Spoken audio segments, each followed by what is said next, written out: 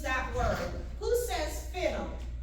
I'm finna go home. I'm finna go to the store. Raise your hand. Put your hands down. Put your hands down. Okay, quiet.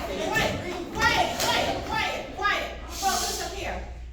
I want you, as of today, to strike that word from your vocabulary. Do not use that word again.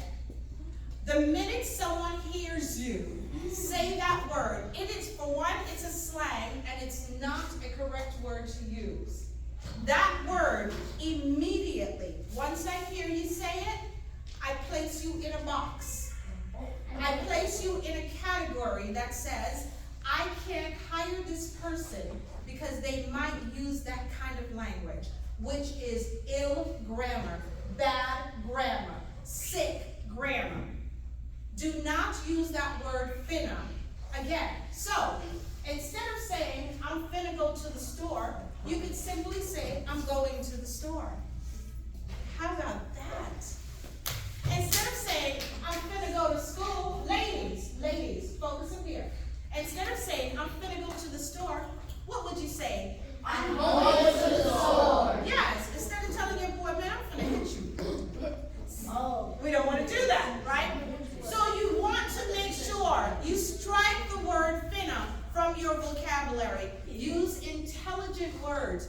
I'm going to the store. Plain grammar. I'm going to school.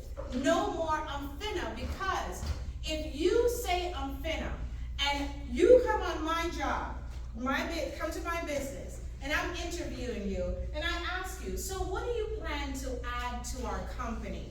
Well, I'm finna do this, and I'm finna, do you think you're finna get the job? No. Exactly. I would hear that and say, oh no. They might say that to my clients, to my customers. I can't trust that. You will not be hired. So what I told you earlier, read to learn new words. Be interested in using proper grammar, because that is effective communication.